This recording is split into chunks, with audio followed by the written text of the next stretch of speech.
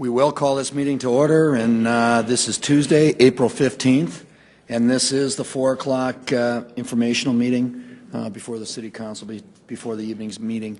And I'd like to welcome all the guests for showing up today, and I think I know why we're all here. It's all about me and about the control of the meeting, so thanks for being here. Sorry, excuse me. Anyway, we're going to kick this off with some staff reports, and we're going to start out with Lori Hogstead, our city clerk. Lori, please. All right. Thank you, Council Chair Entenmann and City Council members. I will give an update or a recap on our election that was held just a week ago today. Hard to believe it's been a week already.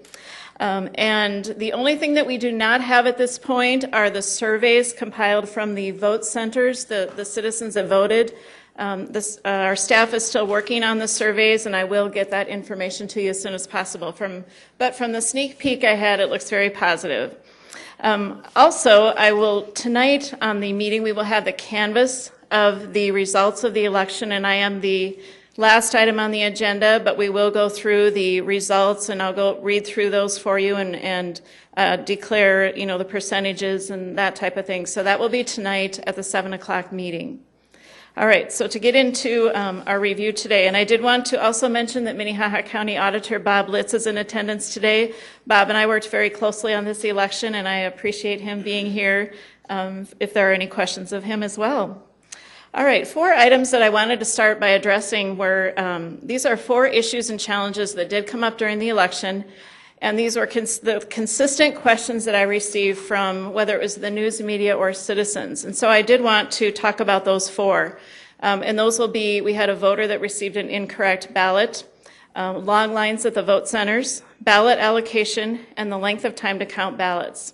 So we'll start with the first one. We did identify one voter that did receive an incorrect ballot at one of the vote centers. He had called our office after he had gotten back home. He was actually given a school-only ballot, which only had the 2 school board members. He should have received an at-large only ballot. I talked to him a couple different times about the issue and, apologized for the mistake. It was a mistake. He was given the wrong ballot. And then Jason Gant, Secretary of State, who was in town this last week, Monday, Tuesday, Wednesday, did also talk to the voter, and I believe they got something resolved. But I did express, our apologies that this happened. And out of the almost 32,000, that was the one call I did receive that they felt they received the wrong ballot, and he did. He was correct. So that was one issue that was brought up. Secondly, long lines at the vote centers. Now, something interesting to keep in mind with this is the second time that we have used e-poll books and vote centers for a city school election. Dave Bixler has put together a really nice graphic. And Dave, would you mind putting this up for me?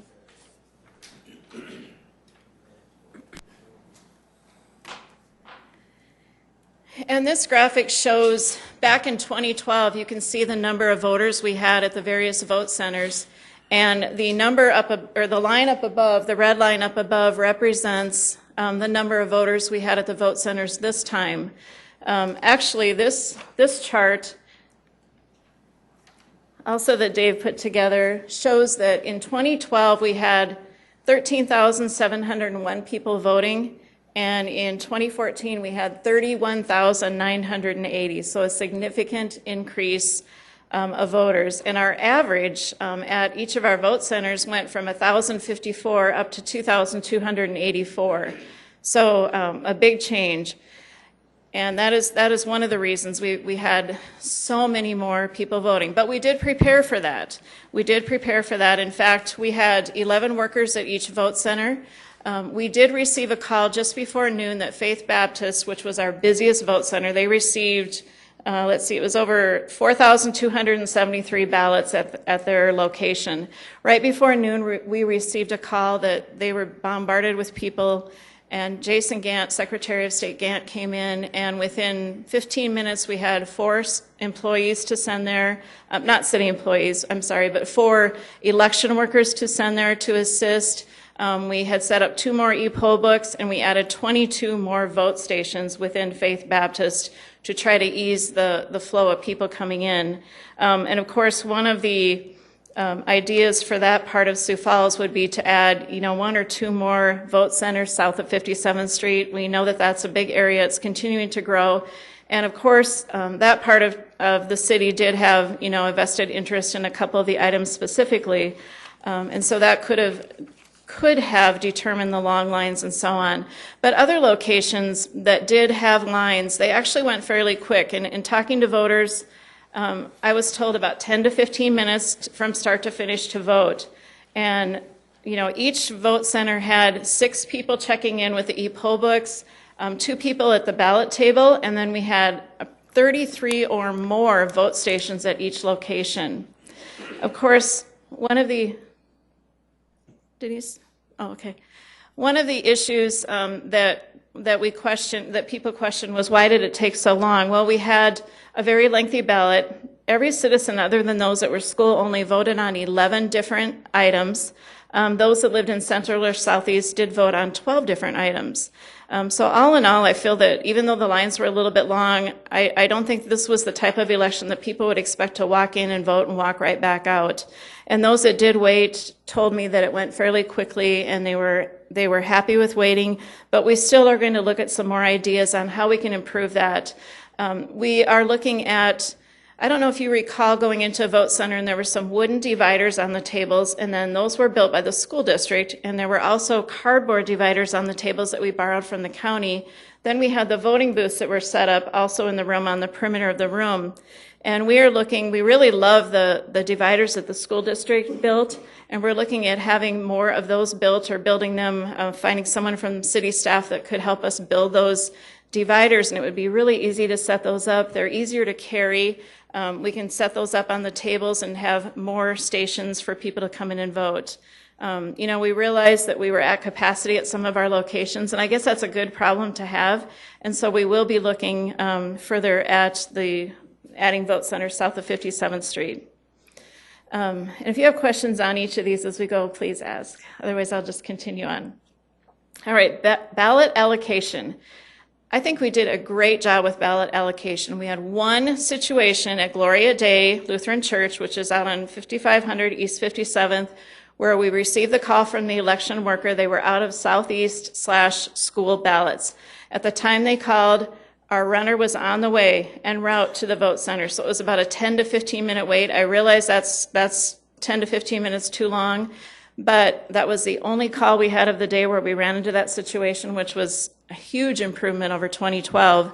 And we were able to stay on top of the ballots when we needed to get them out. We had runners for quadrants of the city, and the runners went out and were able to get ballots distributed as needed. We were also able to follow better this time on total vote. And of course, Dave Bixler, the council's budget analyst, put together some great tables, and we were able to follow along on his charts as well as to where we were at for the voting. And so Gloria Day, back to Gloria Day, we had people waiting, and what they did as they were waiting for our runner to get the ballots delivered to them is they had everyone checked in, and they were just waiting in a certain area, and as soon as those ballots came in, they just handed them out, and immediately the citizens were able to vote. So that's one location we'll be looking at as far as our allocation a little bit better, but I felt that the rest of the vote centers were stocked very well, and those that did need ballots, we were able to get them all out in a very timely manner. And then the length of the time to count ballots was another issue. Well, there's several things that factored into this, which do add up to the reason that some of these were a little bit late. First of all, most of the vote centers did not close until 7:30. We still had people in line at 7 o'clock, which when they are in line at 7 o'clock, we do need to let them vote. So we did, most of them did stay open until 7:30. Our first vote center came in at 8, and our last one came in about 10:15. That one was a little late getting in, and we'll certainly, if we use the same superintendent the next time, talk to her about just getting in a little bit quicker. Another thing that really throws it off a little bit, besides the number of voters, was we used to have the 57 precincts. And, those would come in really quick. On average, they had about 500 voters. So all of a sudden you would see 6 precincts in, 12 precincts in, 18 precincts in, and it would go really fast. Well, in this case, when you have 13, you run them all through at one time. And I believe that Faith Baptist came in second or third. They had over 4,000 ballots to run through the tabulating machines. And so while those are running through, we just wait until those are done. They run through very quickly, but there were 4 large stacks of ballots for Faith Baptist Church. And we do have to run the ballots with the vote center all together at one time so we can get a final tally. So that took a little bit of time. We also had to count the absentee ballots once our vote centers were completed. And the absentee are really challenging to run through those machines because we have a ballot that is 17 inches long, and they fold it up into the size of a business envelope, and it's really tough to run those through with the folds. And there was some real creative folding as well, and so that makes it more challenging to run those through. We did have issues with 2 of the counting machines on election night.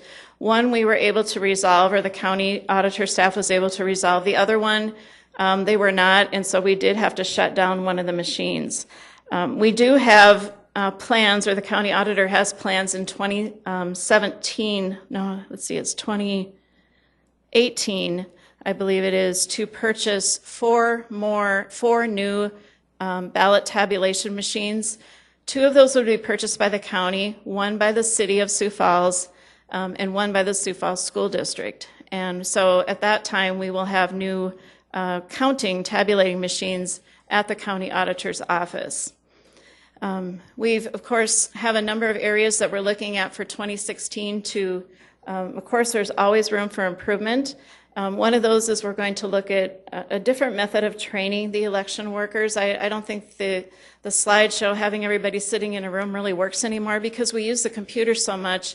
What I'm going to look at is a computer lab type of training where we all sit behind an e-poll book and actually go through the process. We're going to do some role playing and have different people attending actually go through the process. Okay, if this voter presents, has no ID, what do you need to do? And we'll actually go through some of those scenarios. Also, I'm going to do separate training for the superintendents. There's more for the superintendents that they need to know than the election workers, and I'm hoping that will clarify that a little bit for them as well. And then, of course, we'll review all the data from the vote centers so we can determine in 2 years how we will need to stock the vote centers. Also, I think it's one thing that I thought of this year is we should really have support staff at each vote center in the morning from 6 a.m. to 8 a.m. just to help the workers get through that first hour. They're just starting to use the e-poll books. It's a little bit intimidating. We had quite a few calls between 7 and 8. We were able to assist them. We did have people out in the field. We had someone that stopped at every vote center that morning, but then came into the office or wherever they needed to be. And so we would look at having a staff person that's familiar with the e-poll books and the printers and so on to be there from 6 to 8 just to get the workers through those first couple of hours. Of course, we're already working on our notes for the 2016 election and continue to welcome feedback from council members, staff that work the election. They're putting together their feedback for me, as well as any citizens. I have received citizen input regarding a number of items, and we're taking all of those items into account. I have a long list of people that assisted with this election, and I would be remiss if I didn't mention them. I'm going to go through this quickly, but Secretary of State Jason Gant and his staff were excellent in working with us throughout the whole process of the election. They were here, Monday before, Tuesday, Wednesday, assisting wherever needed. I had one election worker I ran into this weekend that said Secretary Gant was sitting at his location running the e-poll books, and it was hard to get him away from it. So I appreciate their hands-on help. Of course, Minnehaha County Auditor Bob Litz and his team, I have to mention Heather Irwin and Darlene Johnson are both great with the elections and were a valuable asset to us during this process. And of course, Dave Fifley got to get in on all the fun election things that we did, and And Dave and I worked many, many hours on election, whether it was preparing election materials for candidates or reviewing laws or going through questions, financial statements. So thank you to Dave. We had 4 runners that assisted us greatly, and thank you to the directors for allowing them. Jamie Palmer from City Attorneys, Dominic Miller from Health. We had Betsy Odden and Amanda Mullenix from Engineering. I don't think they thought I'd work them quite that hard, but it was 6 a.m. to about 8 p.m. constant running. Election night, we had Lynn Nias and Melissa Anderson, both work in human resources. They love working. Lynn has worked a number of elections and asks me every year if she can work. So I really love having the volunteers. Multimedia support, Elizabeth Schulte put the results on the website, and she sat there with me election night. I think she was there until almost 1 as well, so I appreciate her patience. And then Rich Murphy with CityLink for getting everything put up as well. We did have one person that assisted on election day that works in internal audit, Kim Schroeder, most of you know. And I put out an SOS that we needed workers at Faith Baptist while we were calling, and Kim said, I can do it, just let me make some arrangements. She was out there within a half an hour and worked from noon to 8 p.m. So a big thank you to Kim. Regan Smith set us up with the 2-way radios. That was kind of an interesting thing to use. I'm not sure if we'll use them next time or not. We had a lot of talk over the radios. We'll evaluate that and see how well that worked. But it was a good way to communicate, and we did have many of the superintendents that used them. Public Works team, led by Rich Steffen, they were phenomenal. They delivered. They did all the heavy work for us. And Dave Bixler coordinated the gentleman from Public Works with Rich. They delivered the voting booths, they delivered the great big auto marks, they delivered ballot boxes, supplies, e-poll books, spent 2 days delivering. Actually, it was 3.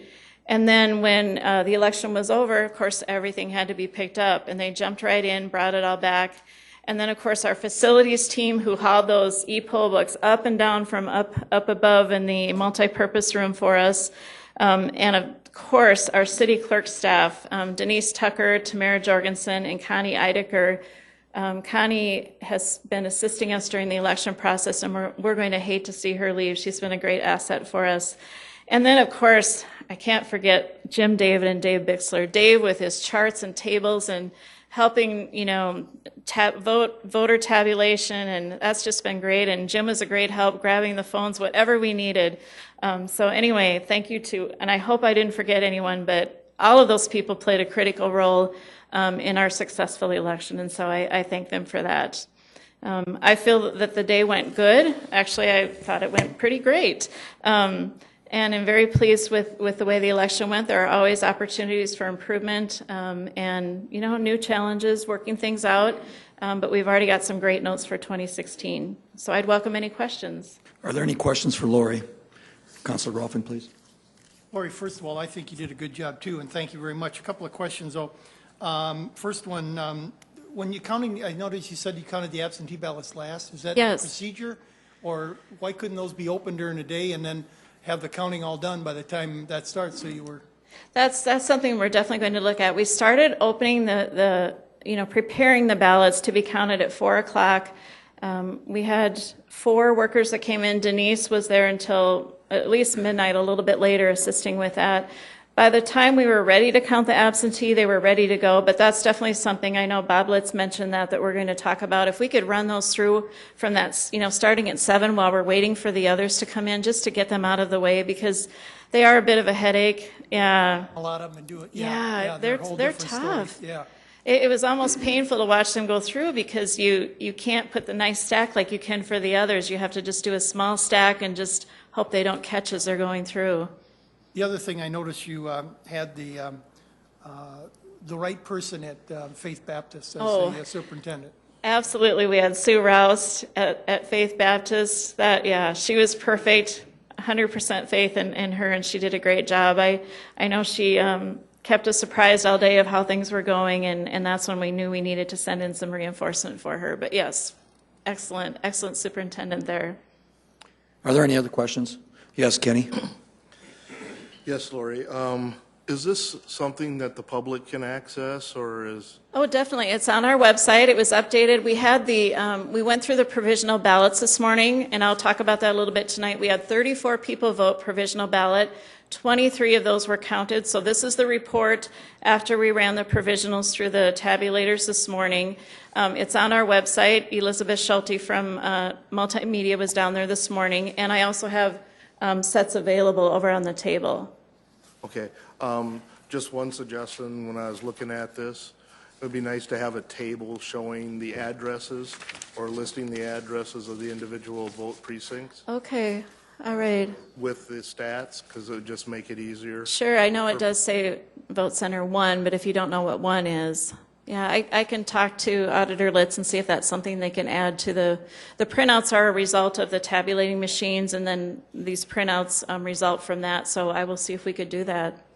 And one other thing. One, please. As we were, I'm all for the vote centers. I think it's a great thing, especially where you can go to any of them to vote.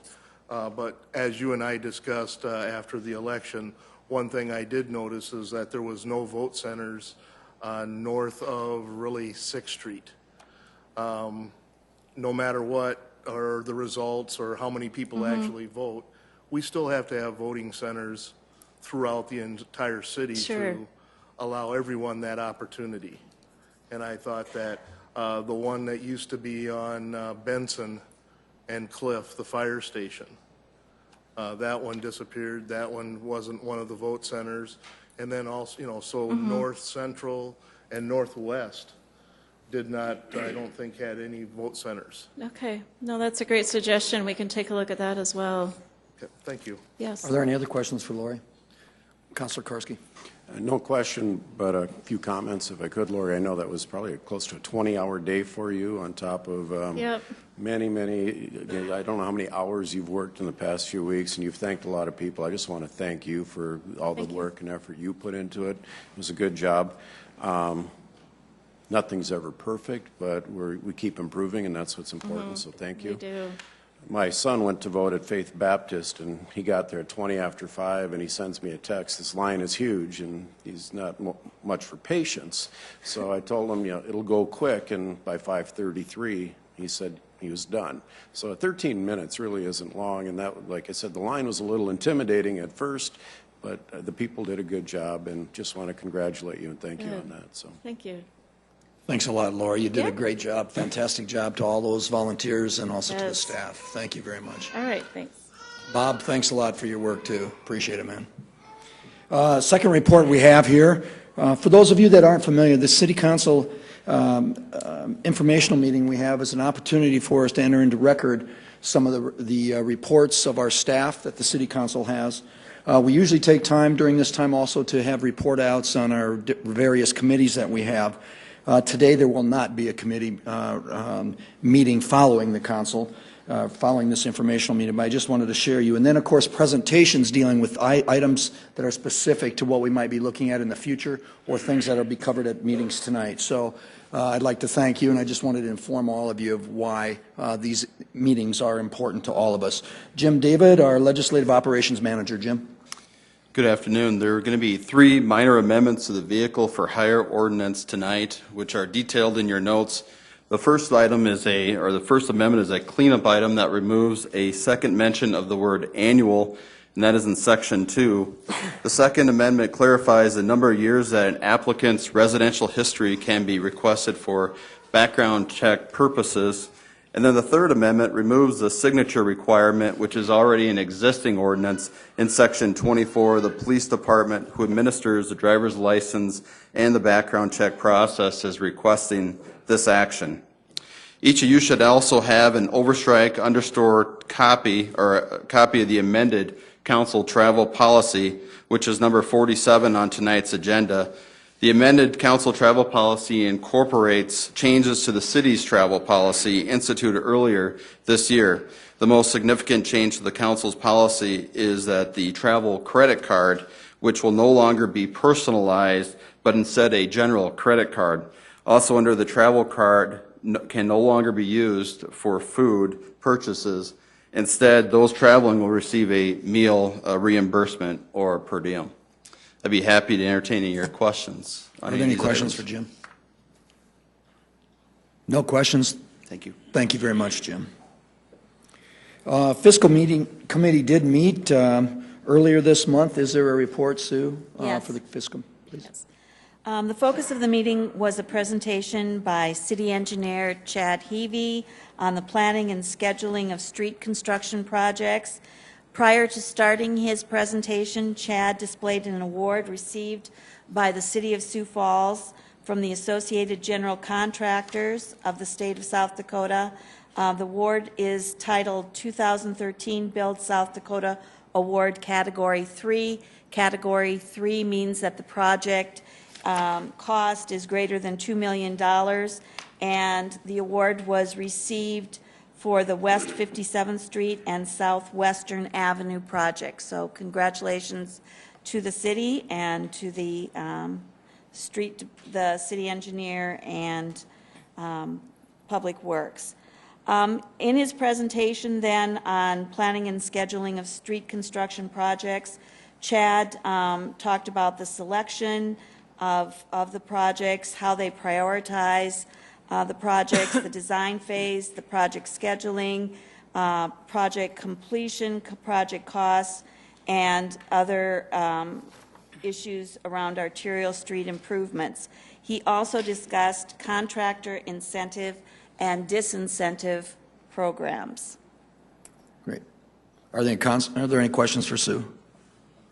No. Okay, thank you. This is an opportunity for open discussion. Is there anything that Council wants to bring forward at this time?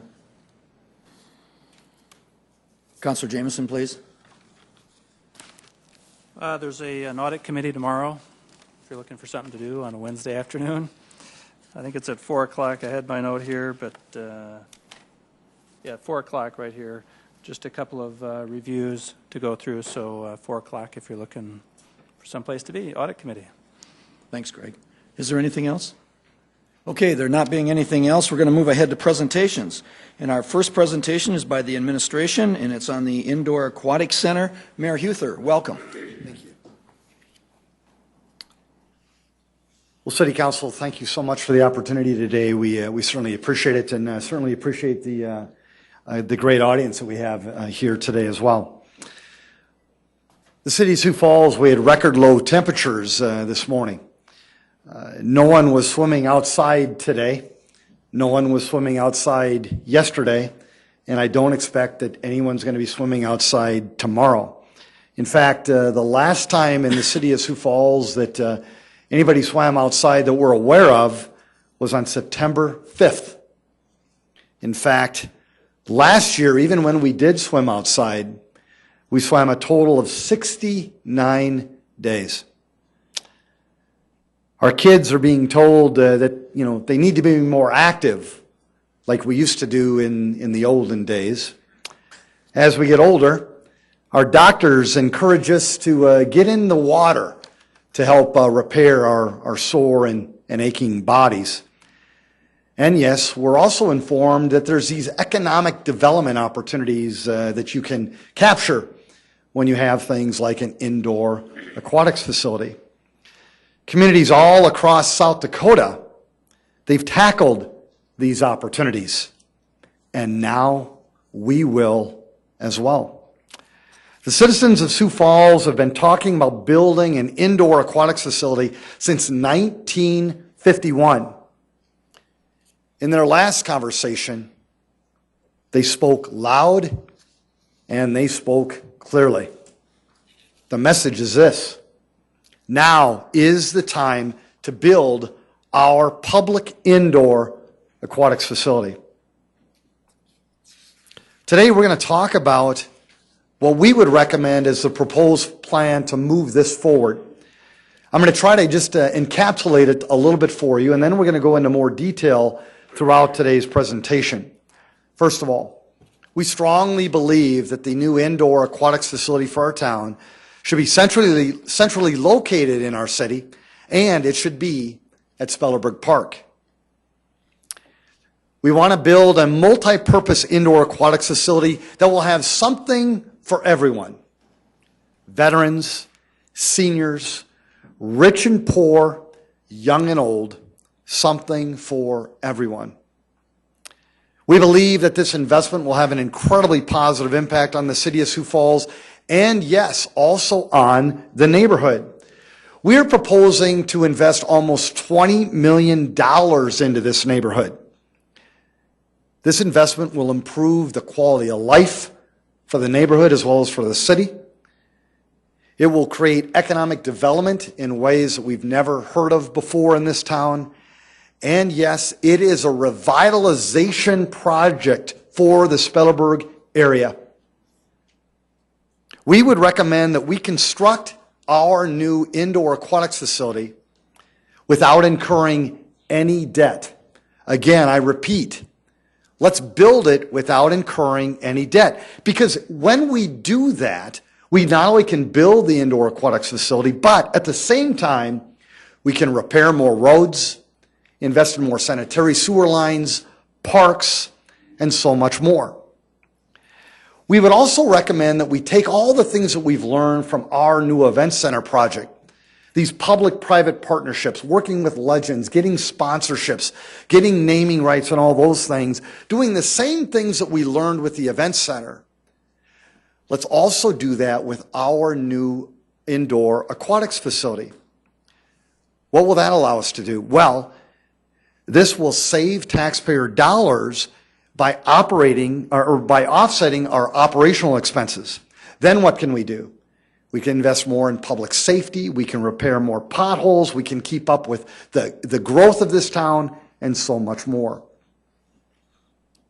With your leadership, City Council, with your leadership, we can break ground in the spring of 2015. And with your leadership, City Council, we will have a ribbon cutting for our new indoor aquatics facility in the fall of 2016. What we'd like to do is talk to you a bit more about this, give you more detail, and to start our conversation, one of the people who is certainly leading this effort is Parks and Recreation Director Don Kearney. Don?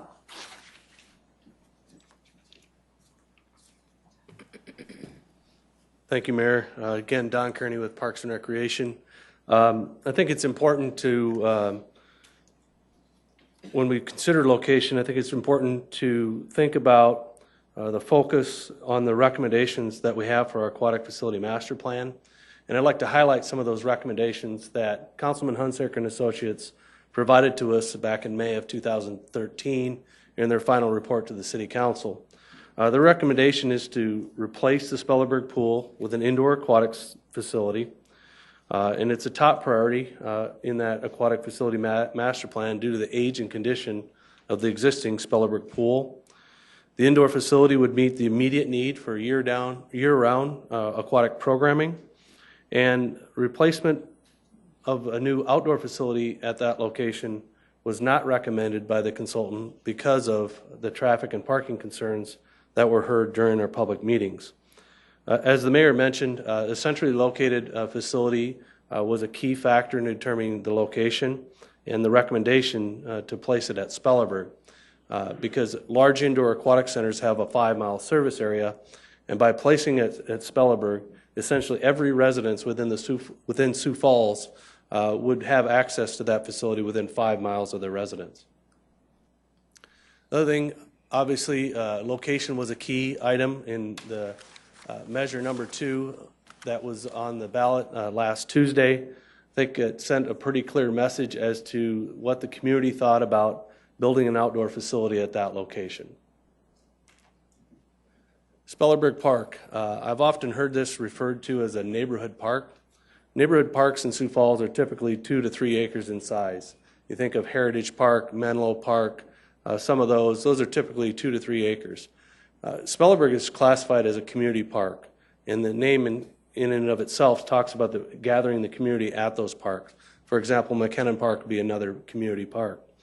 It is 18 acres in size, and the estimated acreage required to build the indoor pool and parking would take up about 3 acres, leaving 15 acres available for the community to continue to be able to enjoy all the amenities that Spellerberg currently offers. Specifically, as it relates to the site plan for Spellerberg, the picnic area and the playground area in the northwest corner of the park would be retained.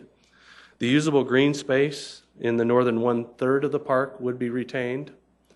The tennis courts on site would be relocated. The sand volleyball courts would be relocated and consolidated like we do at some of our other parks to use the space efficiently. The walkways would be retained through the entire park. As we listen to during our public meetings, people love to be able to walk through that park, and so not only will we retain those sidewalks and walkways within the park, but we will enhance them as well. And then the sledding hill will be retained, and we believe it will even be enhanced with more convenient parking. Specifically on design, we think the best way to illustrate what would be included in this proposed facility is to share the indoor concept plan that was put together by TSP Architects. One of the amenities that we feel is important is the outdoor spray ground. It would be an interactive spray feature very similar to what we have at Pioneer Park. It's a very popular amenity. And then we would also have give the ability for the patrons to be able to go out onto a sun deck, and if they like to be in the sun during the warmer parts of the year, they'd be able to do that as well. If you go into that southwest corner of the pool, you'll see that we have a therapy pool planned. We also have a recreational pool that would have 3 lap lanes. It would also have a crossing feature that is very popular with the teenagers. And then for the littler ones, we would have the zero depth entry like we have at a lot of our other family aquatic centers. The current channel is a popular amenity we found. People love to be able to walk against the current for exercise and just floating around there as well, which really provides a facility that everybody can enjoy. And then water slides continue to be a very popular amenity in all of our aquatic facilities, and so we're showing 2 water slides that would spill out onto the deck. As you go into the main entrance off the parking lot from the south, the main entrance would be there. We would also have some multi-purpose rooms that would allow the general public to have a birthday party, to have a community meeting, and have some dry space to actually conduct some meetings or get-togethers.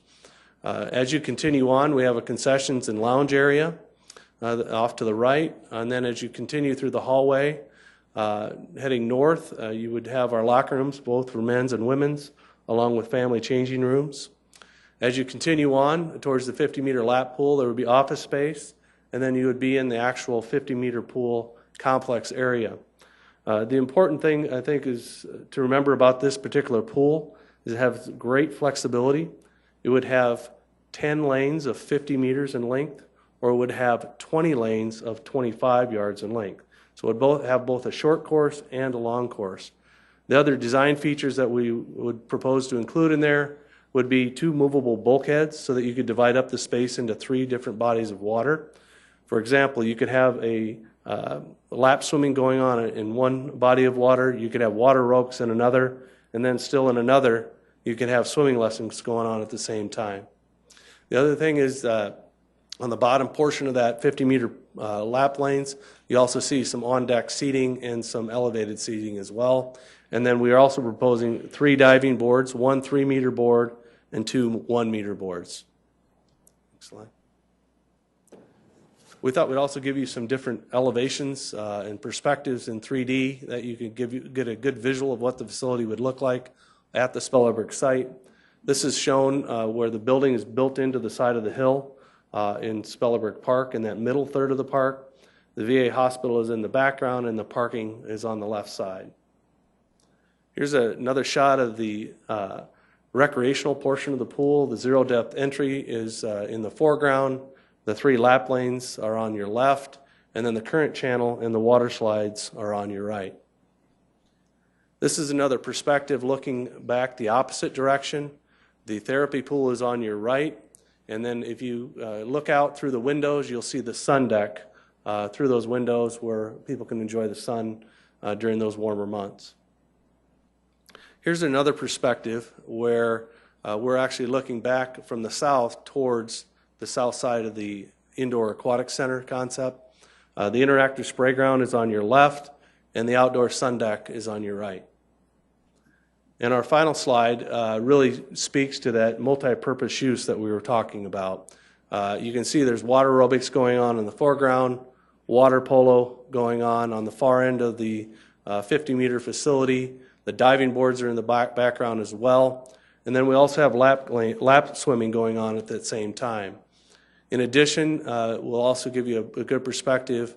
On the far side of the facility, we also show the at-grade seating on the deck, and as well as the balcony seating above that seating.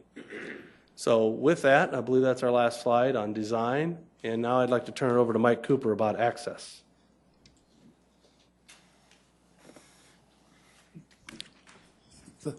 Thank you. Again, Mike Cooper with Planning and Building Services.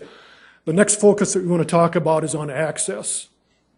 A lot of discussion about parking. And we've taken a look at swim meets because we know that with our indoor aquatics facility, we are going to be having swim meets. That's going to be one of the great economic factors of having this new facility. We've looked at other swim meets at Frank Olson Pool that we've done in the past, at the same time that there's other park usage going on. And we've determined that on average, there will be 250 parking spaces needed per day during a swim meet. With our new proposed plan, we will have an off-street parking of about 203 spaces. We also have on-street parking adjacent to Spellerberg Park on 22nd and 26th Streets that currently includes 64 parking spaces. So those total up to 267 spaces that would exceed the demand during a swim meet, as well as providing for other park usages during that time. We would not be using the VA hospital parking lot, and we would not be using other neighborhood street parking. The proposed parking lot of 203 spaces also meets our projected demand based on working with our aquatics master plan consultant, as well as an analysis by our own city traffic engineering staff. A lot of discussion about traffic. The existing Spellerberg Pool, during the days that we are able to operate that, we average out about 73 vehicles per day of impact along Western Avenue. And as we've said before, based on our analysis of the indoor facility, that would not change dramatically to 74 vehicles per day would be the average per day impact on Western Avenue. And the reason it doesn't change is because the hours of operation, the number of days per year that we would operate the indoor facility would allow us to spread that traffic out over a longer period of time. One more thing about traffic, because we've heard a lot about existing concerns and future concerns about traffic around the Spellerberg Park area. So we took out some of our traffic counts. Each year, traffic engineering does counts of some of our major streets. And this is the chart that we put together. Along Western Avenue, in the year 2000, between 22nd and 26th Streets, the average vehicles per day was 13,000. Last year, it was 12,900. And when we project out to the year 2035, it would be about 14,000. So over the next 25 years, it's projected to increase less than 10%. 22nd Street, again, going west of Western to Kiwanis and going east of Western to Lake. Those numbers have not changed dramatically, and they are not projected to change dramatically in the future. The same with 26th Street. In fact, the traffic counts have gone down going west to Kiwanis, and they've gone down going east to Lake. Along with those traffic counts, last year, traffic engineering added GPS receivers on those signals between 15th Street and 37th Street on Western Avenue. And that has allowed us to monitor the traffic flow much better than in the past. And we can look at those counts and those timers, and we can adjust them as we need to, either the timing or the phasing changes. So that's just going to allow us to control and monitor traffic flow better in the future than we have in the past. But I think it's important to understand that right now we have no proposed changes to Western Avenue, to 22nd Street, or to 26th Street to accommodate the traffic flow, with or without the new indoor aquatics facility. Next up is Tracy Turbeck to talk about financing.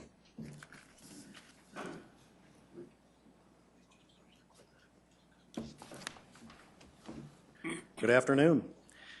In regard to the financing part of the presentation, I will be talking about the upfront financing and funding for the construction of the facility, and then I also want to touch on, once the facility is open, the operational aspects of the budget for the facility. Anyone who's followed this project for the last almost a year now will understand that the expected cost of the project, the construction, all the site preparation and site development, the engineering and architectural fees, all of those things are estimated to cost about $19.4 million.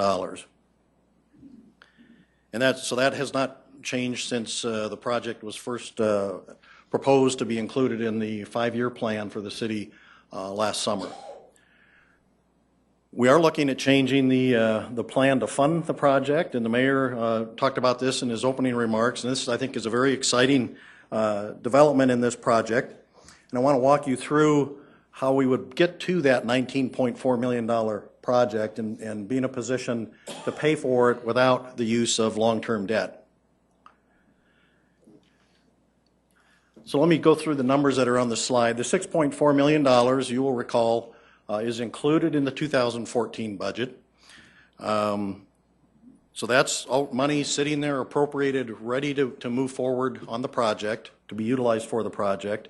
And that number was originally, last summer when the budget was proposed, was $7.7 million. And a portion of that 7.7 was redirected to another project when the council adopted the plan. And in making that change, I should mention the council at that time did discuss restoring that $1.3 million to this project if, in fact, we ended 2013 with a surplus of unobligated dollars in our capital program, which, as you folks know, we did end 2013 with some unobligated capital dollars. But at this point, as we stand here today, there's $6.4 million of cash, essentially, that's in the budget for this project. The next number, $11.2 million, represents that unobligated amount of cash that's in our capital fund, remaining from 2013. That should be a number that's familiar to you. I reported that to you last month in March. We had a good discussion. You folks had a really good discussion on it last week at your working session.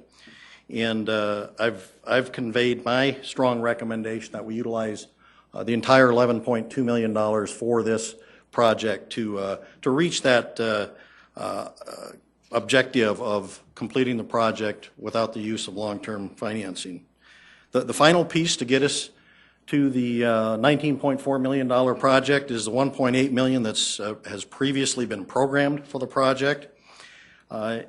You'll recall that the initial plan was to utilize that $6.4 million in cash that I mentioned, along with $13 million to be raised by selling bonds. Well, of course, if we borrow the money, $13 million, the plan provided for those first payments toward paying off those bonds.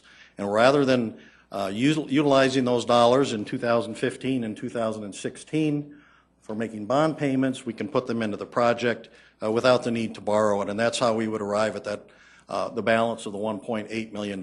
So rather than utilize those dollars that are programmed for debt service payments in 15 and 16, because the project window now goes 9 months or so into the 2016 calendar year, those dollars would be available then to pay for construction costs rather than debt service.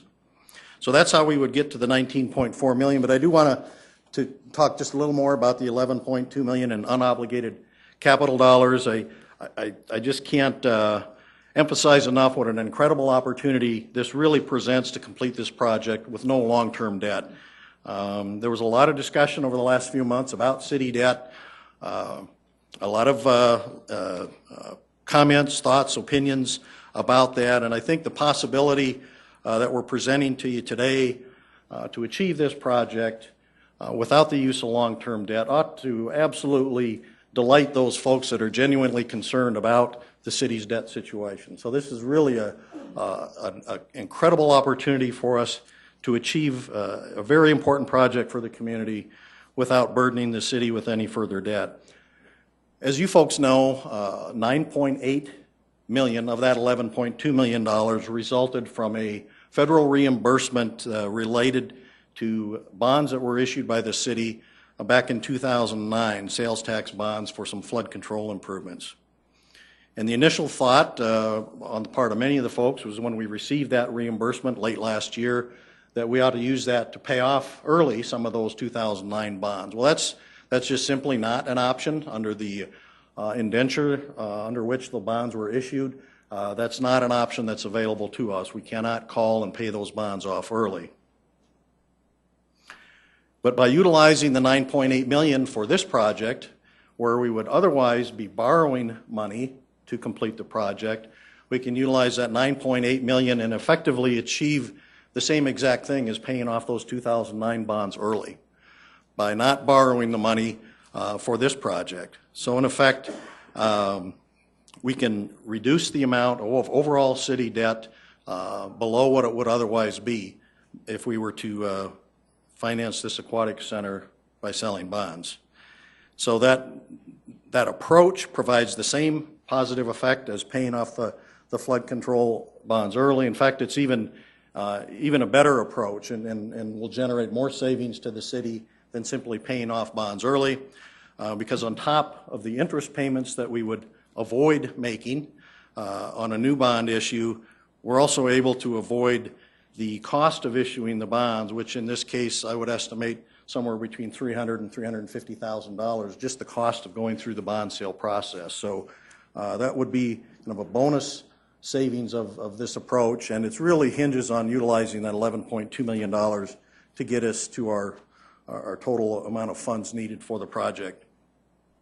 So this is I believe, a very conservative approach, very prudent approach to financing this project. It would result in a debt-free facility on opening day, so when the first kids jump in the water there, we can look on with satisfaction knowing that there's no outstanding debt on the facility. It clearly would avoid the use of long-term debt that would generate additional savings to the city. Those savings, as I shared with you last week, overall have estimated between $4 and $4.5 million in savings. And if we look beyond today and if we look down the road a few years, those savings mean, as the mayor mentioned early on, those savings on this project will mean more dollars available for other capital improvements, whether it's for streets, other park improvements, other city needs. It's a much better way to spend those dollars than paying interest. And of course, we're not planning to use any property tax dollars or first penny sales tax dollars for the cost of building this project. And I think most importantly, this approach maintains the city's very strong financial position. There are a couple steps that the council will be asked to take to formalize this approach and get us to that point. We'll be coming to you next month in May with a proposed budget supplement to appropriate that $11.2 million and actually formally put that into the budget for this project. That will go on first reading. We plan that for May 6th and ask that you adopt that on the following week on May 13th. And along with that, there would be a resolution to amend the capital improvement program to provide for that change in funding sources for this project, as well as specifying the location of the project, as we've discussed earlier. Now, looking at the facility operating budget, we'd be remiss, of course, to not be thinking ahead to that point. The Councilman Hunsaker report indicated that this indoor aquatics facility would cost approximately $700,000 annually to operate. And that is something that we were aware of when we provided you folks last summer with our 10-year projection on where we saw the general fund reserves headed. And so we've been anticipating that additional expense in the future general fund budgets when we looked at the the future of our reserves, and that did not take us below our 25% policy that you folks established some years ago. The private funding from sponsorships or naming rights, we would target for operating expenses, exactly as we've approached the event center project, where those dollars will help to defray the cost of operating the facility. And I thought the last point here was a good question that came up last week. Well, will that additional operating expense impact other parks programs? And the Parks Department has assured us that this is not going to affect it. And that's one of the reasons we looked at that in our long-term forecast to see what kind of an impact over the long term, what will this project have, and the ongoing obligation to operate the facility. The last thing I'll touch on is the P3 funding, or the opportunities for public-private partnership. I think there are some good opportunities with this project. And as I mentioned, we'll be looking to those dollars primarily to support the operating costs of the facility once it's open, although certainly we would not rule out any opportunities. We will be very aggressive, as we have been with the Event Center, in pursuing those dollars to help support the project in any way that we can. But the focus will be on providing some long-term revenue sources to help with the operating expenses of the facility. You can see there are, I think, many opportunities. The title sponsor naming rights of the facility is only one, but that's certainly a significant one. Concession stand or soft drink pouring rights is another opportunity. Individual naming for amenities within the building or rooms within the building is certainly a possibility. Sponsoring certain pieces of equipment or technology like scoreboards or timing systems is another opportunity that we would be exploring. And I think you're only limited by your imagination, as we have been in the Event Center. There are just lots and lots of opportunities, and I know in working with Legend Sales and Marketing, they will remind us quite often that you will never sell all of your opportunities. There's always something else that you can find a sponsor for, and that's the way we will approach this project as well. With that, that concludes the comments on the financing, so I'll turn it over to Kendra, and Kendra will walk us through the timeline. Thank you. Kendra Simmonsma, Special Projects Manager. So the team did a really good job, I think, outlining kind of where our focus is and how we're going to move forward. So I'm here to talk about how we're going to get it done, right? Project manager comes in to talk about how we're going to get it done. So you can see really the next things that we want to do is to organize our project team.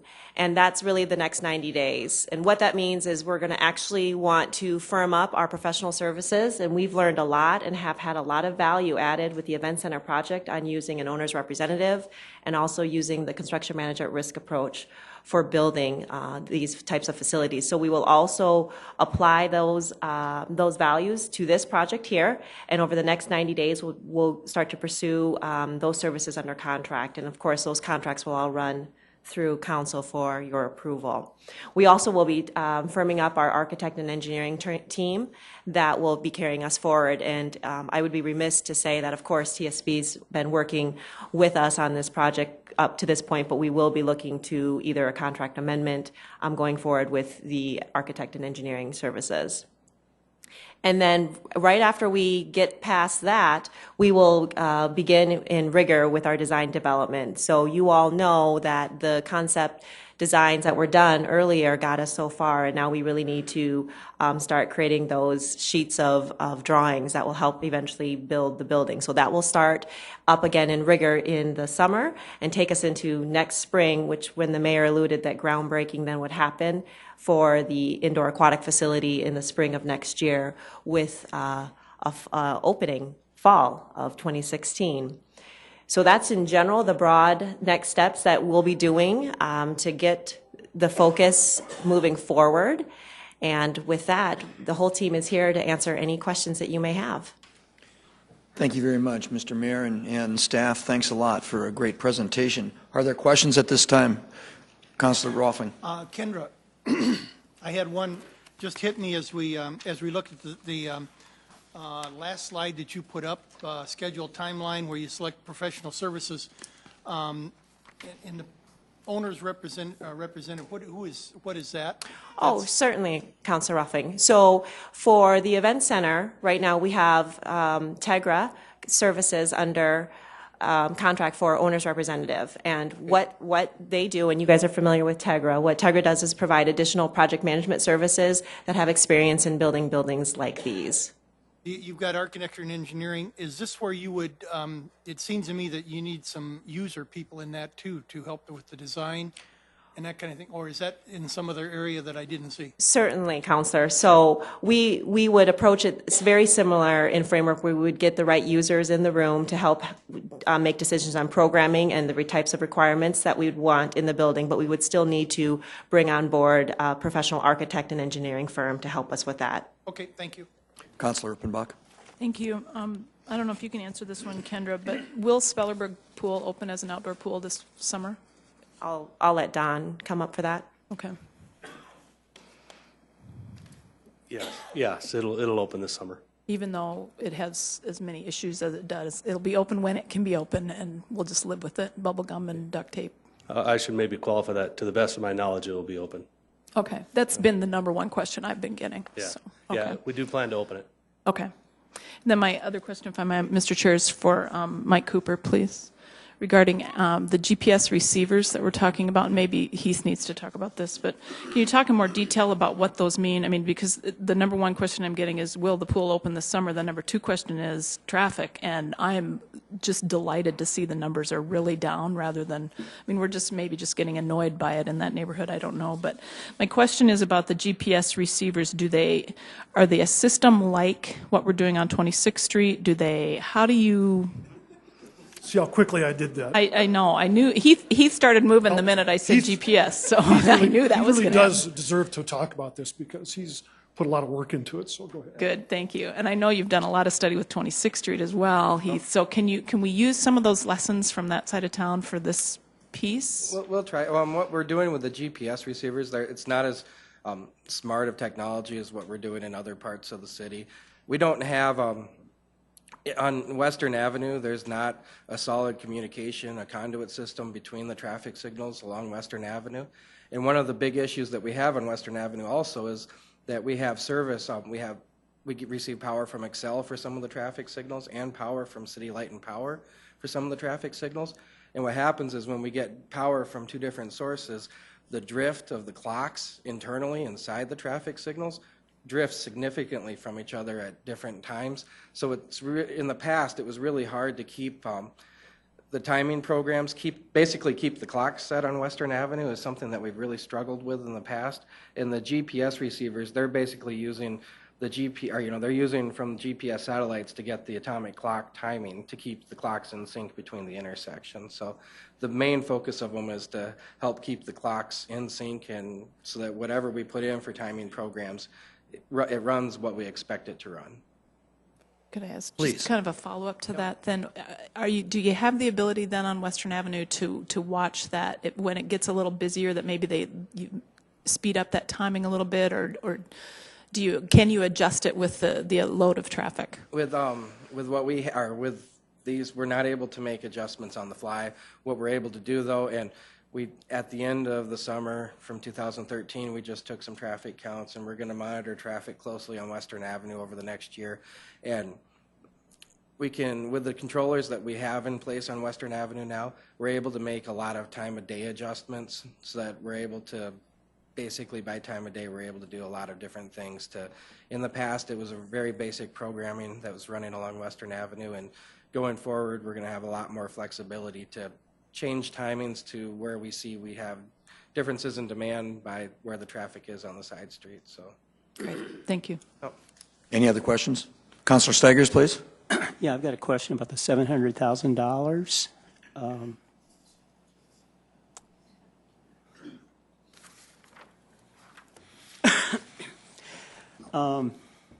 In the past, when we've talked about this approximately $700,000 per year, it was presented that was the loss we would be taking at the indoor pool.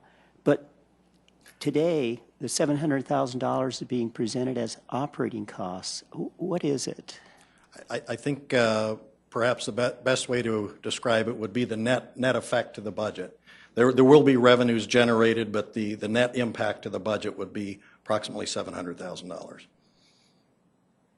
So what is the projected operating loss? It would be $700,000. That's the amount of additional revenue over and above what the facility will generate that will be needed to cover all the costs. Operating budgets, it's much more than 700,000, right? I believe that's correct, yeah, and I don't have that number offhand. Okay, so it's going to be $700,000 loss. Also, too, from time to time we hear about public-private partnership. We've heard about it when when we did the football fields, when we did Harmon Park, the hockey facility, indoor hockey facility, indoor tennis court facility. All of those projects, we have money coming from groups that will especially benefit from those projects. Here, I have not heard anything about swim groups contributing any money to the building of this. Are we going to plan for anything like that? Well, I can give you my answer, and then Don might want to chime in with some additional comments as well. But from my perspective, I think we will pursue any and all opportunities that we can, whether it's groups that are going to, from your perspective, have a direct benefit and make use of the facility. We'll certainly be looking to those folks for participation, but also from others that can benefit in other ways, whether it's from sponsorship opportunities or naming rights or those kinds of things. So with that, and I know Don has been asked that similar question many times, and he's got some, I think, good thoughts on why this project is different than maybe some of those others. Yeah, I would start out by saying that I do believe there are opportunities for user groups to get involved. I could see that the need for starting blocks, lane ropes, timing systems, other things that would be associated with, for example, competitive swimming or synchronized swimming or scuba or any of the water polo, whether it's nets or equipment that would be needed to equip the facility. I could see that being opportunities to partner with user groups. But as we mentioned at the work session last week, the difference between the facilities that you're talking about, like with ice and tennis, those are privately owned facilities through those nonprofits. And in this case, it would be a publicly owned facility. And the other thing I think is different in this situation is that we historically, as a city, have provided aquatic services, albeit outdoor, over the years. And this is just happens to have a roof over it. And so I think the important thing to understand is that the majority of the use will be for the community. The general public will be the primary user in this facility, whereas in some of those other instances, and it varies with each facility obviously, but the user groups are the primary user groups that will use those facilities. And so I think there is a difference. And then ultimately, the city council and the city in general will have control over rates and schedules and all those other things that we currently don't have complete control over now. We do have some provisions in there to make sure there is public access, but by and large, those are governed by those nonprofit agencies. But we have Harmon Park and we have the football fields. These are city-owned, and we have those groups contributing some money. Like for the football fields, they were supposed to contribute around $1 million worth of I guess you could say goods for the football fields. But here, I have not heard of anything from the outset about, the swim groups contributing anything at all. It's just kind of like, well, we're speculating. Maybe they can contribute this or contribute that or whatever. If they would contribute, which would be, I think, very appropriate, then we could get the cost below $19.4 million? I don't have a number as to what some of those amenities that they may be able to contribute to is, but certainly, as Tracy mentioned, we'd explore any and all opportunities to, whether it be through those user groups or other sponsorships that we could potentially get to offset the cost to construct that facility. So just one final comment. Are we going to have meetings with them about contributing? Sure, you bet. We are going to? And I think as Kendra talked about some of the design requirements for the various users, we want to make this as multi-purpose as possible. And so as part of those discussions, we can have those discussions about how they can contribute to the facility as well. Great, thank you. Councilor Erpenbach, please. As long as no one else has questions. This Okay, I just wanted to continue on that same conversation, Don. It's my understanding we're just building this building. We're building a pool facility. We're not building a race. We're not building setting it up so that people could come race there. We're not building it for swim meets. It will be used for swim meets. But in order to do that, that $19.4 million doesn't include the counters and the pad things you touch when you come to the end of the line, and all those kinds of things are not in that $19.4 million, are they? Well, we have a general budget at this point, and so we haven't specifically gotten to that level of detail yet, but certainly our hope is that could be done privately.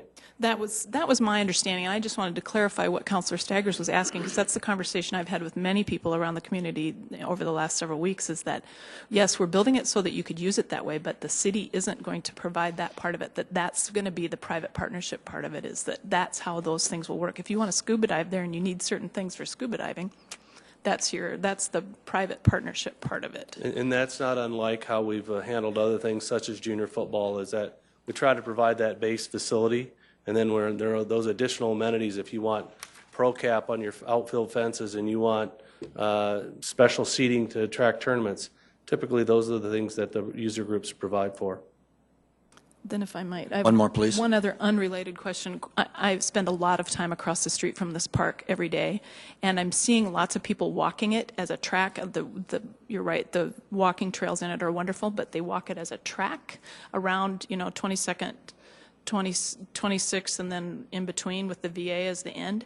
There's no sidewalk on the 26th Street side. Are we going to do that as part of this project? Are we going to put a sidewalk in there so it really can be a whole loop? We'll certainly take a look at it. That would be one of those things that's just kind of come from the neighborhood as far as I'm concerned, that it really needs to be connected all the way around. So. Councilor Jameson, please. Thank you, Don, if you could stay. Sure.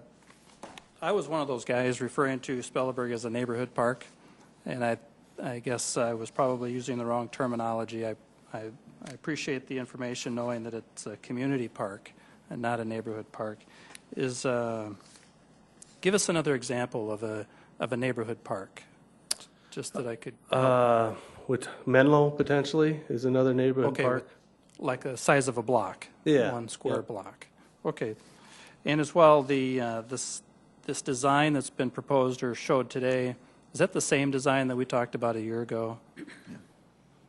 Or that? Similar. The footprint's similar. We actually didn't have. Size is the same. Yeah, the footprint is similar. Yes. Okay. And then as well on the swimming lane sides for the swim meets, I think the opportunity for the economic impact of the community is great to have these swim meets here, but are we doing it right? I mean, have we really encompassed the ability to have a seating area for fans to appreciate the parents, I suppose, in a lot of cases? Are there enough seating? Yeah, the projections are up to 500. That could be seated in those bleacher areas, in the balcony and the deck area. Okay, I'm not familiar enough with going to those meets enough to know, but as long as we're doing it right, I guess is what I want to get to, is that we're not trying to make it fit just because we started with a dollar amount and we're kind of stuck now, and do we feel like that? No, I think we've fleshed it through it. Councilman Hunsaker is what I would call the nation's leading aquatics consultant. And we've talked through all those. Our staff are former swimmers, and they've been involved in a lot of meet event organization, and we feel really comfortable with what we're proposing that'll accommodate almost any event that you would want to bring there. If I could, maybe for Mike Cooper or Tracy, there's a couple of questions there.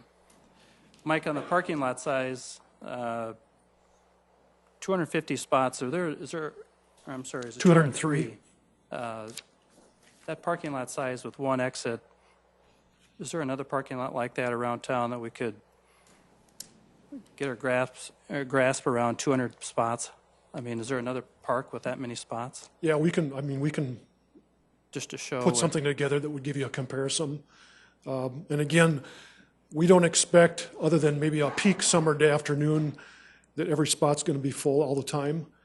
But we do want to design so that we can accommodate the majority of the use the majority of the time. But it's not unusual to have that size of a parking lot with one ingress and egress. And I think it's very manageable. And remember that the kids and adults can still walk to Spellerberg Park. They can still ride their bikes, and they can still take public transit.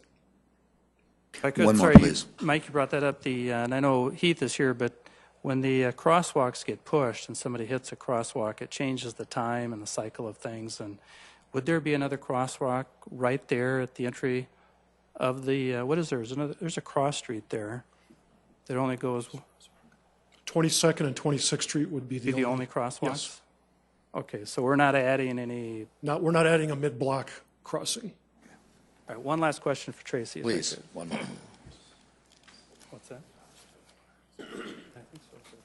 There's a light there. Tracy, the financing. You know, I know there's, like you said, I think very well, it's pretty exciting not to pay any interest. I'm all for that. But let's not forget that the interest we will be paying is on the bonds for the levy. We're not going to be paying them off any earlier than we would as we initially began the process. We had hoped to maybe have the federal government pay us back this lump sum, but we never really thought it would happen. I just don't want it to get lost in this conversation that this money is still borrowed money. We're using money that we would have normally, like you say, held on to and waited several years and then paid back those levy bonds, but this isn't interest-free money. And I guess somehow we're paying for it. We're just paying for it with the name of the levy on it versus Spellerberg Pool. Isn't that true? I suppose you can look at it any which way. The bottom line from my perspective is that we will be able to utilize that $9.8 million to keep the city's debt lower than it would otherwise be under the circumstances we're in today. And that's the value from my perspective. From an overall citywide financial perspective, that's the bottom line. You know, if you want to think about it going forward, that some of those payments that we're making on those levy bonds over the next 10 years or so, in our minds, if we're thinking, well, we're really paying for the aquatics facility, I suppose that's a perspective that some people might have, and there's nothing wrong with that. The bottom line is if we can save $4 to $4.5 million by taking this approach, that's, I think, a big win for the community. Thank you. Are there any other questions? Kenny, please. Tracy? Right, before you get too far, please. Okay. I just want to talk the operating budget and get my mind wrapped around this $700,000 annual bill that we're going to have. I guess, where are we actually going to be pulling the money from? What funding sources to pay for this $700,000 a year? Well, the operations of the facility, just like all of our parks facilities, will be funded within the general fund. That's where we will budget for it. And of course, the revenue to fill in that gap, first and foremost, we want to try to get those private dollars from naming rights and sponsorships. But the other, whatever we aren't able to accumulate from that, from those sources, will come out of our general fund revenues. Okay, so they will be budgeted in the Parks Department's budget to be able to absorb that? Just like a lot of their other facilities. Mm-hmm. Okay. I guess when you had it, when you were talking about the reserve forecast, that anytime you start talking about the reserve, I think our reserve and pulling money from that, but that is not any part of the plan, correct? That's correct. And we look at the operating impact of the aquatics facility just like we do when we're looking ahead at opening a new fire station like we're going to be doing next year. We know that's going to mean a stair step in our operating costs because next year we're going to have 15 more firefighters on the payroll than we have this year, and that's going to mean a stair step in our operating cost. And the better we can plan for that and account for that in our long-term forecasting makes us better able to keep us within or from going below that reserve target that we have. So it's a matter of kind of smoothing things out as we go, and that's exactly how I would look at the impact of opening a new facility for recreational purposes. Thank you. Councilor Karski, please. With all the talk about operating costs, I guess I'd like to try to keep it in perspective. I don't know if you know, Tracy, or maybe Don knows, what are the operating costs for our larger outdoor aquatic facilities. Do we know that number? Well, it varies a little bit, primarily because our family aquatic centers that have the interactive play features and the play amenities of our current facilities, they generate more revenue than our traditional outdoor facilities like Spelleberg. And so specifically as it relates to Spelleberg, we generally look at that as about $110,000 to $120,000 a year that we support on an annual basis. For each one of those pools? Yeah, and again, it varies a little bit better and a little bit worse depending on which pool you're talking about. And we heard that those pools were open approximately 70 days this last year? Spelleberg was open 69 last year and 71 on average over the last 5. Okay. And Tracy, you talked a little bit about how some of our private funding may come into play.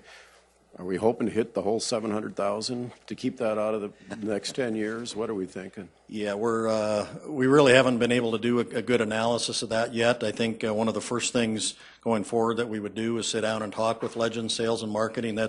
They are certainly, because they're on site here, they've done a very good job with the event center. We're very satisfied with the work that they've done.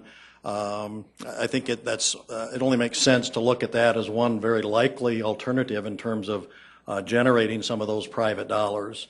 But yeah, at this point we have not asked them how much we could realistically expect to generate. And I think it's important to clarify that $700,000 is really, that's if we get no private funding at all to support operating costs. So if we're successful with this facility, or anywhere nearly as successful as we have been with the event center, that will be diminished considerably. Whether, if for every $100,000 that we're able to generate from private sources, that 700 then goes from 7 to 6 and on down. So that's really, I think, a key objective of this overall push, just like it's been with the event center. Now, I don't know that we could ever get so far as to say the facility will operate in the black. Very few recreational facilities that I'm aware of anywhere operate in the black. But we provide them because it's a great quality of life enhancement for the community. None of our current pools operate in the black. Correct. Thank you. Great, thank you. With that, I'd like to thank the administration for their presentation. It is definitely exciting, and I look forward to more as we move forward here. We're going to move into our second report that we have, which is on the adaptive traffic system results. And Heath, who has been working on this, will give us an update of where we're at. Thank you, everybody, for coming out.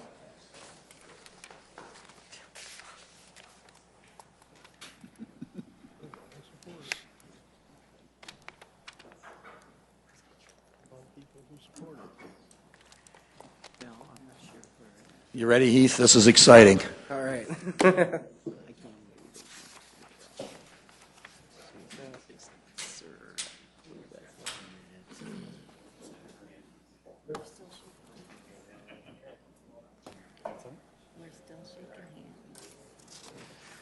All right. I want to talk to you guys about the results that we found on East 26th Street with the adaptive traffic project that we've put in place out there. One of the first things I want to talk about, though, is we had a real interesting event this morning. I don't know if anybody was real familiar with it, but it was a huge impact on traffic. I just kind of want to throw it out there and talk about what happened this morning at the intersection of 26th Street and Yeager Road. We had a fire in one of our signal poles early this morning, like 2 a.m. or so, and it burned up most of the wiring. So we had a dark intersection out there, and we had traffic backed up for miles this morning out at 26th and Yeager, and we were directing traffic by hand, and our traffic maintenance crew did a great job today of getting the signal, getting all the cables back in place at the intersection and getting the intersection running again. But I just want to throw that out there because we had a significant event that really significantly impacted traffic on 26th Street, which just, since we were talking about this today, I figured I would get that out and just let everybody know about it. So with that in mind, I'll go ahead and start on my presentation. The whole idea for the adaptive traffic signal project on 26th Street really generated from the Everyday Counts initiative, which is being pushed heavily by Federal Highway, where they're working with the DOT partners across the country and the cities throughout the country to try to introduce us to technologies that we can use to improve our projects, speed up our projects, do things to improve traffic flow, just generally good ideas to involve different types of technology into our transportation world. And we just want to recognize that it's Federal Highway and the DOT that have been heavily involved with us from the start on researching what we're doing on these types of projects.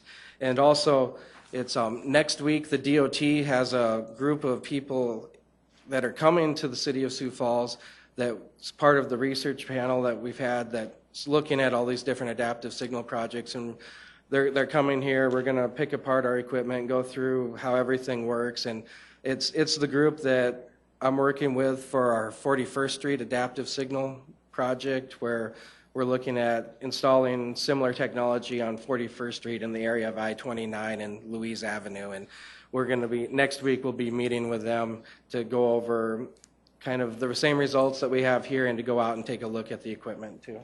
If you wanna.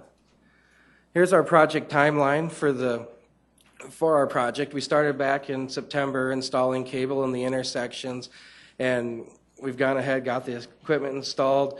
We came to council to talk about the project once during that time too, and now we're here to present our results to you guys. And our initial target date that we had was April 2014 for presenting results, so I feel like we're on time as far as coming forward to you guys and presenting what we've found so far. I'll go for a real quick recap on what is the difference for adaptive traffic systems. Probably there's been a lot of different analogies used over this past year to talk about adaptive traffic. One of the ones that people really seem to really grasp is the sprinkler systems you use for your automated sprinklers. It's our traditional traffic signals. It's more like a sprinkler system where you say, I have 3 zones and I'm going to water the first 2 for 4 minutes and the third one for 6 minutes. And it's kind of set at that, and that's generally what the intersection does. In adaptive traffic signal systems, more like we have a water sensor in place in each zone in every yard that's looking at how much moisture is already present, how much moisture needs to be added to this location, keeping real-time track of has there been enough water put through the system yet. So that's kind of just an analogy on how adaptive traffic signal systems work. And another way that it's been put often is it's like the cameras for the system are what's detecting the vehicles, and they're kind of like a robot's eye for the computer, where it's looking to see what's going on and tracking the cars on the different approaches, and then the computer in the intersections running its algorithms and analysis to determine what direction needs more time, where do we need to get the traffic moving. So that's a quick go on it. Here's our goals that we had for our project. They were to reduce travel times and stops on East 26th Street, reduce delay on our side streets, adapt signals to variable traffic patterns and conditions, and reduce fuel consumption and vehicle emissions. We're going to break down each of these goals and go over what we've been able to find about each of them. Our first goal, reduce travel times and stops on East 26th Street. And we use two methods for determining the travel times on East 26th Street. The first method is floating car runs, and this is fairly traditional, where we're in a vehicle and we have a laptop that has a GPS receiver on it that's recording our position and our speed in relation to where we are as we're traveling through the system. And we go ahead and we make multiple runs through the system, and we're plotting out how fast we're getting through the system, how often we're stopping, delays that we're seeing. When we were doing that, we had 75 runs that we did through the system at varying times in the early morning, during the AM peaks, during noon, during the afternoons, in the PM peaks, where we went through the system. We did it 40 times over the last couple of months while we were working on trying to optimize the system more. And then we have 50 runs to the system that we've used over the last month as part of our after analysis to compare to our before analysis. And also during these times when we're doing the floating car runs, We also had in-vehicle video, kind of a GoPro type system that's recording the runs too. So we have a video, right now we have every run that we did through the corridor, we have a video to go with it too, just as part of our documentation for the system. And then we also had a vehicle re-ID system that one of our signal equipment suppliers has borrowed to us to kind of demo and test out along the 26th Street corridor. And what a vehicle re-ID system does is it's looking for Blu-ray and Wi-Fi signals along the 26th Street, or in this case, along the 26th Street corridor. And we had two of them in place. One was at Sycamore, and one was at I-29, or I-229, sorry about that. And they're looking for Bluetooth devices, Wi-Fi devices, kind of like when you're at home and if you're looking for a wireless network or in a coffee shop looking for a wireless network, when you see the wireless networks, it's looking for wireless networks in vehicles that are passing through on 26th Street. And it's checking to see, did I see it here? Did I see that same wireless network when it passed through at the other end? So it was used as a check for our floating car runs to make sure that the times were comparable. All right, our results of our travel time reduction, basically overall, we've broken it down into our three major periods where we put our PM peak results, our AM peak results, and the off peak, which is the rest of the time other than the AM or PM peak, together in this chart or in this table. And we've broken it down by eastbound and westbound. And as you can see, we found we had positive results on just about all the movements at the different times through the day. We have identified, though, that we do need to do some more work on the eastbound peak for the PM. As you look on their charts, we've had a 3% reduction it's basically a 3% increase in the travel time. The travel time's increased on how long it takes us to go eastbound in the PM peak. The other times it has reduced, and that's something that with the system we always strive to improve ourselves and improve our intersections and always make them better. And we've identified this and a couple other time periods I'll talk about at the end of the presentation where we're still trying to make improvements and improve the system. If you look at the right side of this table, we have our average stops reduction throughout the corridor, where you'll see during that PM peak for the eastbound, even though we had a slight increase in the travel time, we didn't increase the number of stops vehicles were experiencing. So overall, our stop reduction averages out to 24% for the corridor, which amounts to it's about 8,000 stops per day that we've reduced from the corridor with the system. So I mean, generally, I think that's a very positive thing. Our next goal is reduce delay on side streets. For this, we had two methods that we used to look at our delay on our side streets. We had two methods we used to look at delay. We also looked at our mainline delay. And our floating car runs that we used to look at travel time can also be used to determine how much delay we were experiencing on 26th Street through the corridor. And then we did observations of how far traffic was backed up on different legs throughout our after period too, to try to model exactly the type of delay that the vehicles are experiencing.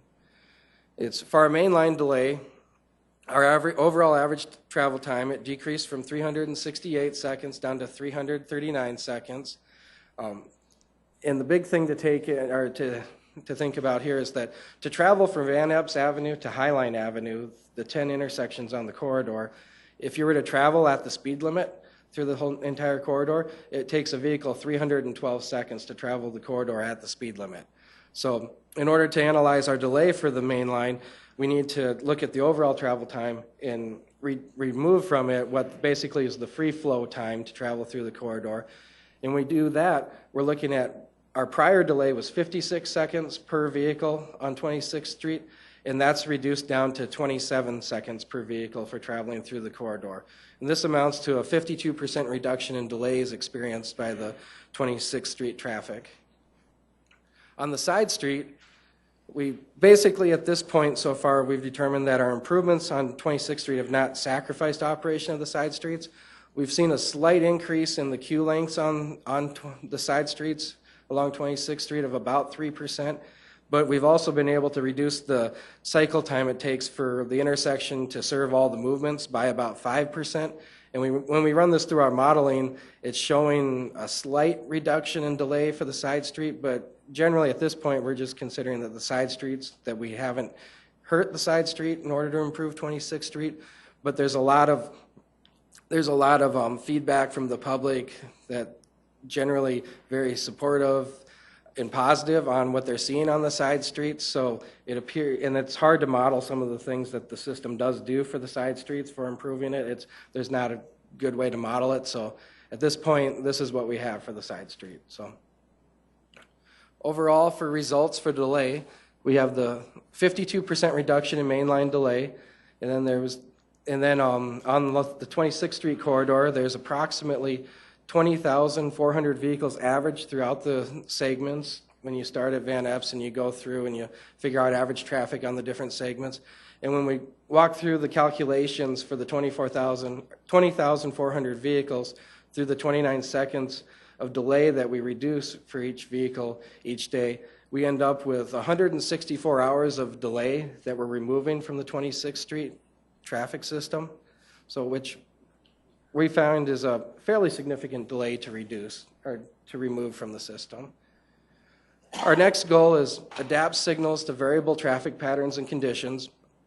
One of the big things here is the crash numbers. And at this point, we need more time for the crash numbers to stabilize. Typically for a crash analysis, you compare 2 to 3 year periods. So far, we've had about 2.5 months where the system's been in place. And the 2.5 months is very comparable to the 4 years prior. But at this point, and this last 2.5 months have been occurring during mostly wintry conditions, and the weather hasn't been real great the last 2 months. It's once we get some summer conditions and fall conditions and we get over a year for the system, we'll get a better idea of exactly what we're looking at for crashes. But the one positive I can say is looking back over the last 2.5 months, even with the weather conditions we've had, the crashes right now that we're experiencing are equal to the 4-year average prior. So we expect that we'll see better results going forward, but it's not enough information to really present anything at this time. The system, from observation, from what we've seen and from talking to others, the system does appear to be recovering faster from trains and crashes, different incidents and events that happen out on 26th Street. And here, the interesting thing was we had initially the first couple of weeks when we had the system running, we had 3 separate cases where we had a citizen call in and with basically a complaint that the system really did not appear to be operating well at all. And they were on either I-229 trying to get northbound off onto 26th Street, or they were on Cleveland Avenue trying to get off Cleveland Avenue. And in most of those cases, we were able to identify that a train had come through during the time when they were waiting on those side streets, and that the wait that they experienced was a long wait, long enough that it didn't seem right, but it wasn't long enough that it felt like a train had gone through. So it was after working with them, we were able to identify a lot of what was happening on the corridor when they experienced bigger issues. This week is our first experience with working on the system and watching how it reacts to detour traffic.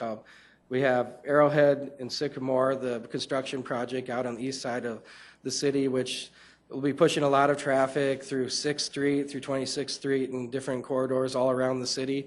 And we're we're kind of excited to work with the system and see how it does react to the traffic that chooses an alternative route on 26th Street. And that's something we're going to watch closely this summer. If you could go. One of the other goals was reducing fuel consumption and vehicle emissions. We were able to reduce fuel consumption by 7% for the vehicles on the corridor, which amounts to about 24 gallons a day in reduction of fuel.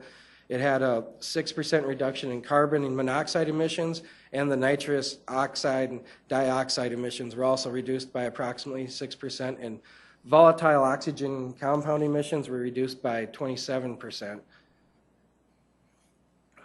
And then going through the corridor and working with it, we've identified some areas for improvement that we're still working on, where we always want to better our systems and improve traffic for everybody. 26th Street and Cliff Avenue, we have definitely increased traffic at the intersection, and we are watching it. We did some counts last week at the intersection to figure out exactly how much traffic we're starting to push into the intersection along 26th Street, and we've been monitoring it over the course of the last couple months also. And then we're also going to recount it here in the next couple of weeks to see with the construction work at Arrowhead and Sycamore, do we see an even bigger increase in traffic at 26th and Cliff? And we'll use our new counts to see what we can do to improve traffic timings for the intersection. And then one of the other things that we've also identified to help traffic at 26th Street and Cliff Avenue is when we go to the south on Cliff Avenue, we've got some older technology that was used in the past to connect the traffic signals. And it's old copper pair lines similar to like phone cables. And it's really obsolete and not used, what we have in place between 26th Street and 33rd Street and going farther south on Cliff Avenue. And we've identified some new technology that lets us take these old copper pairs and put these new devices on the end of them that makes them act like Ethernet cables. So it's basically, we're going to be updating the communications along Cliff Avenue from a really, really old phone line to what's going to behave like Ethernet communications between the intersections. And that's going to let us do a lot more with 33rd and Cliff Avenue to try to funnel the traffic better into 26th and Cliff Avenue. Travel patterns that we're still working to improve is the weekday westbound traffic from the early morning, 6 a.m. to just after 7 a.m. And one of the issues with that that's interesting is the travel time for that, because that's a really early time in the morning. The travel time for before the system was actually faster than free flow speed limit. So we're working with trying to improve it some more, but it's the system. One of the things it does, communicating intersection to intersection, is it tries to encourage traveling the speed limit generally between the intersections, and so we're working to see what we can do, but that's something that is a limitation that we might run against. Weekday eastbound, that 4:30 to 5:30 p.m., that's a time in the system when we're still working on trying to improve flow for eastbound. And then it's also the weekend, westbound on the weekends, generally in the morning from 6 a.m. to 11 a.m. We're also looking at that as a time period we want to work on improving better. And then some of the issues that we've had along the corridor is camera detection during the transition from dark to light conditions. It uses different technology when it's sensing vehicles at night versus sensing vehicles during the day. And we found a complaint period in the morning that's kind of floated the last couple months here by the time when dawn starts, basically, is kind of working. And we've been working with the equipment suppliers on better algorithms for accommodating that transition from dark to light. And then also we've struggled some with, we're one of the more northern climates for one of these systems. It's Wisconsin and Pennsylvania each have a similar system too. And with work they've done in Wisconsin over the last year, they've started to work more with snow melt. And we had some significant issues with snow melt a couple weeks ago where we would have dry pavement to wet pavement to dry pavement that was transitioning really fast. And we've been working with the supplier, and they've written a new algorithm for the cameras for better recognizing when there's snow melting and to make it so it's not causing false calls during that time. And the two intersections where we've had the most issues with the snow melt and false calls has been 26th Street and Red Oak Avenue, and then also 26th Street and Highline Avenue. And I just wanted to make sure that you guys know that we know where our issues are, and we're trying to work on them to improve them for the system. Cost-benefit analysis. This is where we've looked at our cost for the system in the CIP was $317,900.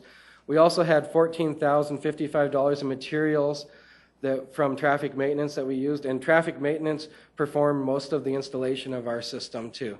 The benefit of the system, we have the 164 hours of delay that were reduced per day in using a figure of, I think it was $13.35 per hour for that delay. It comes to a daily benefit to drivers of just under $2,200. And then the fuel consumption, we have the 24 gallons a day that we've reduced in consumption, which is another $80 a day in benefits.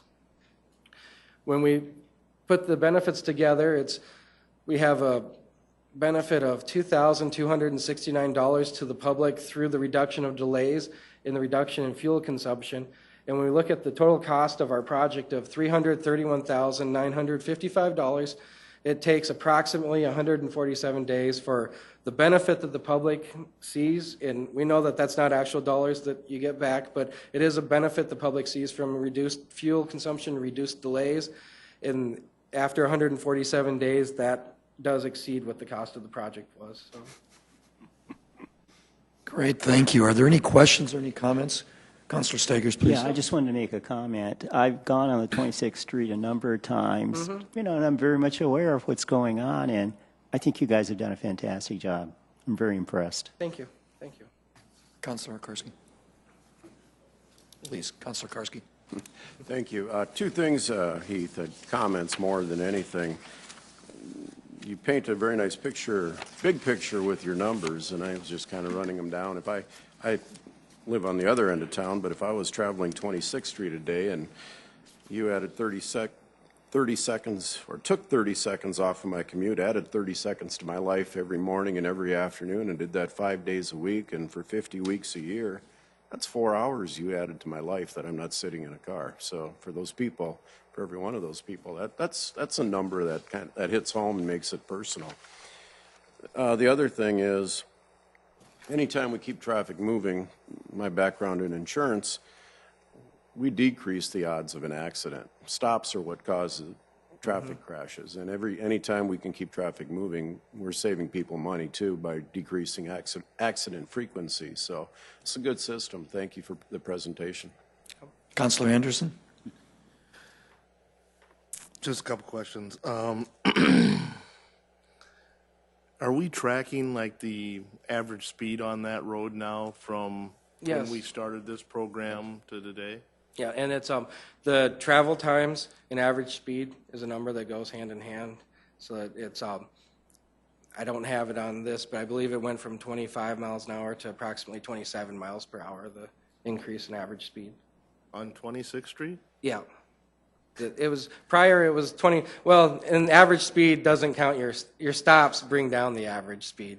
So we've seen the average speed has seen a 2 mile an hour increase as far as looking at the total travel time. We have been using some of our counting tubes that we have in place we've been also looking at what travel speeds are in segments too. Okay. Just Please, one Kenny. more. I go through a lot of the intersections on the east side of town. One of them that I've found to be one of the best is 18th and Southeastern. Does that have an interactive system in it? 18th and Southeastern, what we did there, it has one of our newer controllers as far as it's what it's capable of, but it's not an adaptive controller. It's one it's actuated.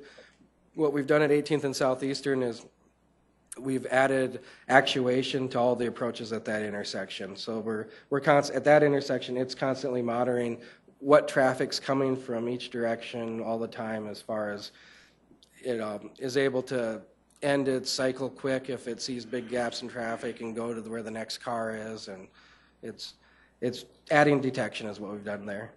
One more question, please. Then at East 10th Street in Cleveland, I know we're looking a lot in that whole corridor right there of East 10th Street between Cleveland and 229. But for eastbound traffic, right there on East 10th and Cleveland, there's no turning. There's a turning lane, but there's no turning arrow for traffic that wants to go southbound on Cleveland.